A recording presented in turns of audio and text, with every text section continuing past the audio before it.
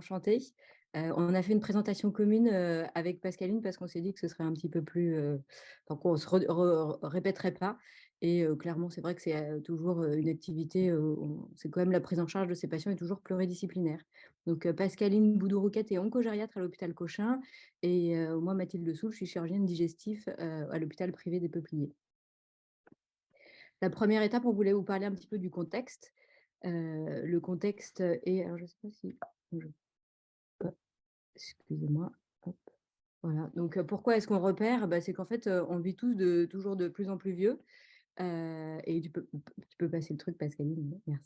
On vit tous de plus en plus vieux et on est tous vraiment inégaux. C'est un peu des lapalissades, et on se rend compte que l'âge physiologique est complètement différent de l'âge réel. Je vous ai mis une photo de Jeanne Calment qui, même elle qui est censée être la doyenne de l'humanité, on n'était pas vraiment certain de son âge et donc on est tous inégaux. C'est qu'il y a des personnes qui vont avoir, une hygiène de vie, qui vont être assez extraverties, et des sujets âgés. Voilà et donc il y a certaines personnes qui tout au long de leur vie, auront une activité, importante, et donc il y a certains sujets âgés qui auront dans leur entourage, dans l'environnement, uniquement, donc une vie extravertie et d'autres, ce sera uniquement un lit médicalisé, un déambulateur. Du coup, dans ce contexte, c'est le réseau qui est très lent. Voilà, je vais laisser, Pascaline maintenant expliquer de manière plus médicale, quelles sont les différences, de chaque personne. Bah, globalement, ce que l'on constate depuis 30 ans, c'est que parallèlement au progrès de nos connaissances, l'avènement de nouvelles thérapeutiques, on assiste à l'augmentation des maladies chroniques et des patients polypathologiques et en parallèle, une non-augmentation des guérisons. Donc a émergé le concept de complexité clinique en cancérologie avec des patients à qui on va proposer un traitement qui sont polypathologiques, traitement qui a été validé dans des essais cliniques auxquels ces patients plus vulnérables, plus fragiles n'ont pas participé, donc avec des profils hors études cliniques et donc des risques de complications aiguës, d'hospitalisation non programmée, d'un parcours chaotique. Et donc la nécessité effectivement de repérer au plus tôt ces fragilités pour prendre de manière globale en charge le patient. Et donc cette population vulnérable où personne ne peut dire seul ce qui peut advenir pour la suite du parcours. Si on essaye de s'attarder 2 minutes sur la définition de fragilité en oncogériatrie, ça résulte d'une réduction multisystémique des aptitudes physiologiques. C'est la diminution des capacités à s'adapter à un changement d'environnement, à faire face à un stress que va représenter une chirurgie, une chimiothérapie, un traitement anti-angiogénique. C'est un état qui est instable et qui va parfois évoluer vers des complications, que ce soit en lien avec des toxicités, traitements anticancéreux, des complications post-opératoires, voire une mortalité précoce et puis une altération de la qualité de vie. Donc vous connaissez ce schéma qui va avoir 40 ans, qui avait été publié par Bouchon en 84, donc qui illustre la fragilité en gériatrie. Donc la courbe 1, c'est le vieillissement normal, physiologique, sur laquelle survient une pathologie chronique, une insuffisance cardiaque, un diabète, et puis qui va potentiellement décompenser à l'occasion d'un facteur aigu, une fracture, un AVC. Et donc, si on adapte un peu ce schéma en oncogériatrie, on va ajouter le traitement, qui est le +4. Donc, par exemple, on peut prendre au cours d'un vieillissement normal, un patient présente un cancer de prostate métastatique osseux. Il est par ailleurs incident cardiaque, mais jusqu'à présent, cette comorbidité est bien équilibrée. Et puis, au cours de son parcours de traitement, on va débuter un traitement par hormonothérapie de deuxième génération, par exemple l'abiraterone. Et puis, il fait un épisode infectieux et puis il va décompenser sur le plan cardiaque parce que l'abiraterone favorise la rétention hydroxotée et potentiellement l'insuffisance cardiaque. Donc, je trouve que ce schéma s'adapte assez facilement à la fragilité en oncogériatrie et montre toute l'importance de repérer ces fragilités. Sur le plan oncologique, pourquoi en face il faut les repérer? Parce que nos traitements vont potentiellement être associés à un risque toxique. C'est quoi le risque toxique? Bah, c'est un événement indésirable, parfois grave, qui survient alors qu'on a prescrit le médicament à la dose recommandée par l'AMM. Pourquoi ça survient? Parce que nos médicaments, ils ont un faible index thérapeutique et puis souvent, ils ont une spécificité qui est imparfaite pour les cellules tumorales et donc ça peut potentiellement altérer la qualité de vie du patient, mettre en jeu son pronostic, retarder le programme thérapeutique et donc un risque d'échec et puis c'est consommateur de ressources. Je vais vous parler maintenant, moi, du risque toxique de la chirurgie. La chirurgie carcinologique, clairement, c'est une épreuve d'effort.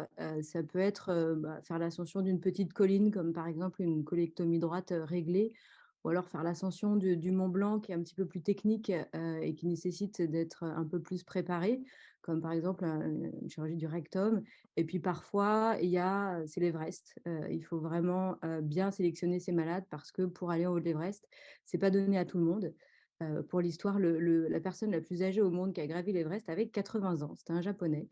Donc à 80 ans, on peut gravir l'Everest. Après, on sait maintenant que chez les sujets âgés, on peut proposer de la chirurgie carcinologique un peu agressive. On va jusqu'à réaliser des DPC. Donc c'est quand même des chirurgies lourdes, mais sur des malades qu'on sait qui pourront réaliser cette épreuve d'effort. Et la chirurgie, c'est toujours, mais comme tout en médecine, hein, c'est toujours une histoire de balance du bénéfice par rapport au risque. Est-ce que la morbimortalité post-opératoire va être suffisante, en mettre en parallèle par rapport au gain de survie et selon la qualité de vie, d'autant plus chez le sujet âgé où, comme Pascaline l'a montré, sur le schéma, chaque étape peut vraiment être déséquilibrée et même une petite chose peut faire passer sous le seuil, malheureusement, de la décompensation.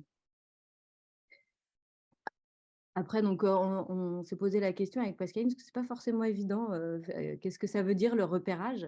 Et en fait, c'est vraiment marqué d'un repère, un manque de solidité.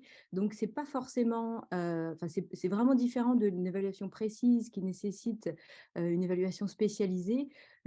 C'est vraiment mettre un stop, enfin, mettre un attention, là, ce patient, il semble bien, mais probablement qu'il pourra être décompensé, donc il faut une deuxième évaluation.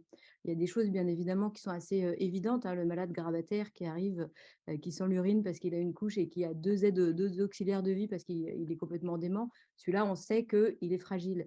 Mais parfois, on se retrouve devant des patients qui donnent bien le change et il faut aller rechercher des éléments qui vont nous permettre de trouver ces fragilités. Et c'est là toute l'importance de l'examen clinique avec l'observation, l'interrogatoire, l'examen clinique et il y a également des scores d'aide comme on nous l'a présenté juste avant, le score G8 et tout est vraiment basé sur une évaluation, enfin c'est pas une évaluation sur le repérage, sur vraiment mettre une étiquette sur un malade et dire: «Attention, celui-là peut-être qu'il aura des problématiques».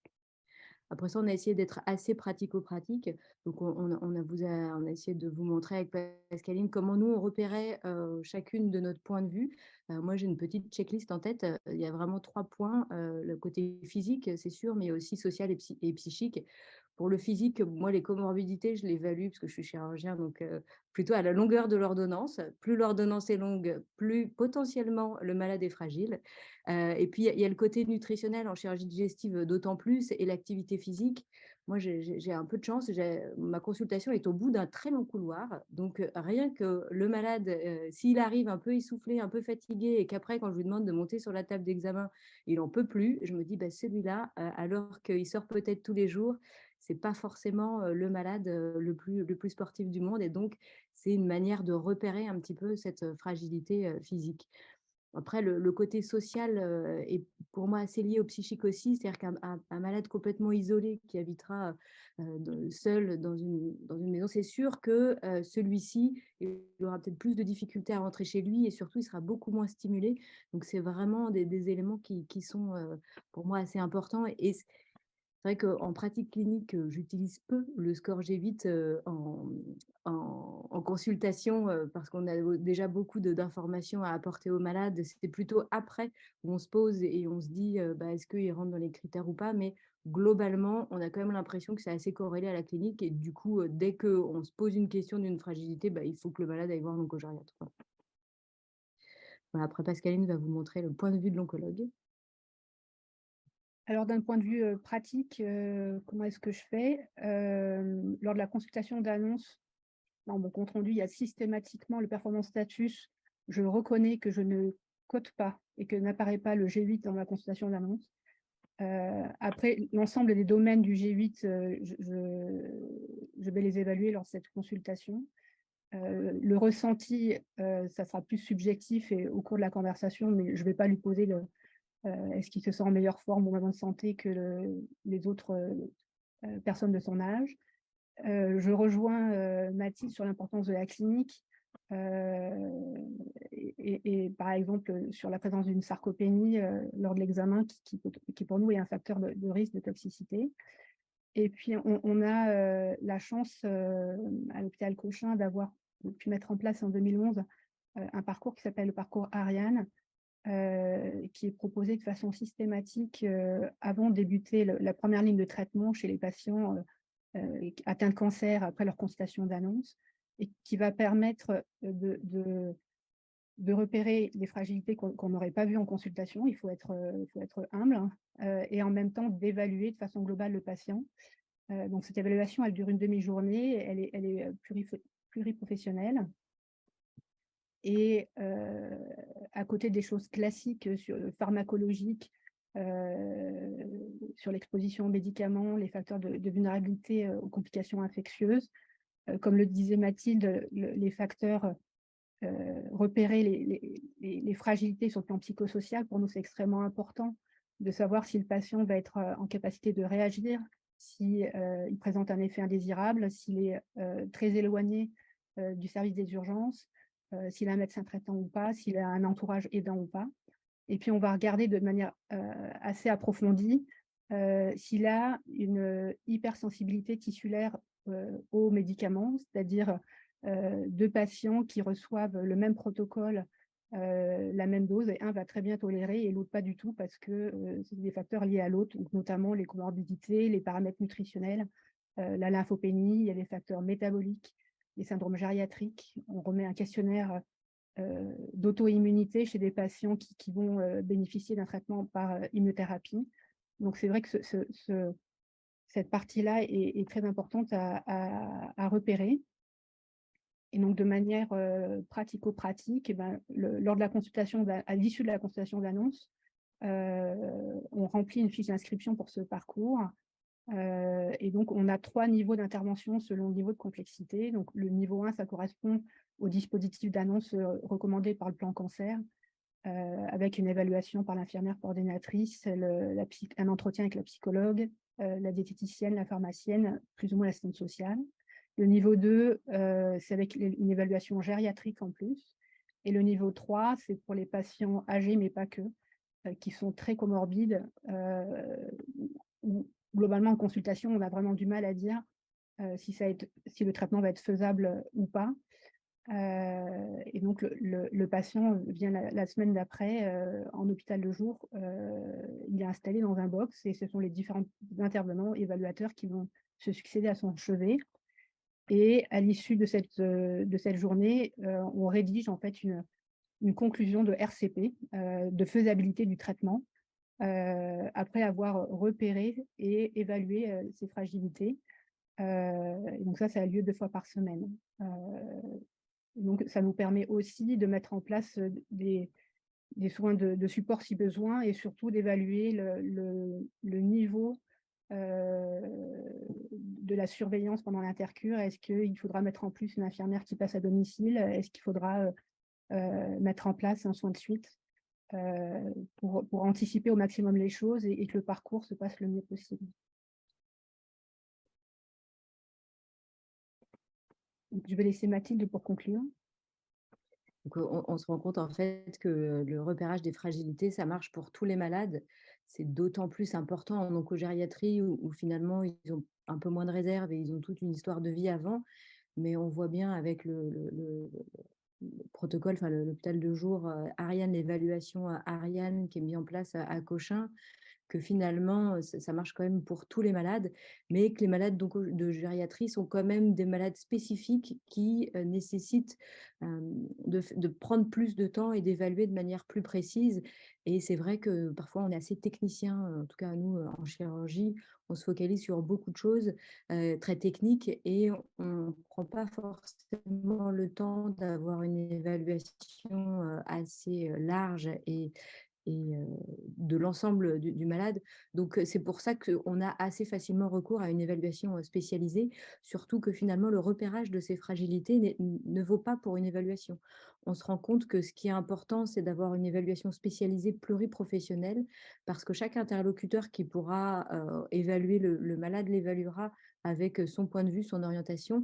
Donc du coup, on fera, plus enfin, c'est vraiment le côté pluriprofessionnel nous semblait important, à vous souligner, parce que c'est vraiment quelque chose, qui permet de ne pas rater, une fragilité, en fait. Heu et il faut vraiment prendre en compte toutes les dimensions, du patient, comme on disait, à la fois, lui, son physique, où est-ce qu'il en est par rapport à son histoire, de vie et ses comorbidités, mais aussi, ce qu'il y a autour, son entourage, son lieu de vie, accessible, pas accessible, ses possibilités de revenir en urgence, pas en urgence, et puis, bien évidemment, recueillir les souhaits du malade, parce que un malade sportif qui veut pas, perdre en qualité de vie, c'est un petit peu différent, qu'un patient qui, s'en ficherait un peu plus parce qu'il n'a pas beaucoup de vie sociale. Donc, c'est vraiment ces éléments-là qui nous semblaient, importants à souligner, pour le repérage des fragilités. Hem Et une fois qu'on a repéré, ces fragilités, on adresse à un oncogériatre. Donc, je crois que la présentation d'après, c'est justement l'évaluation, oncogériatrique.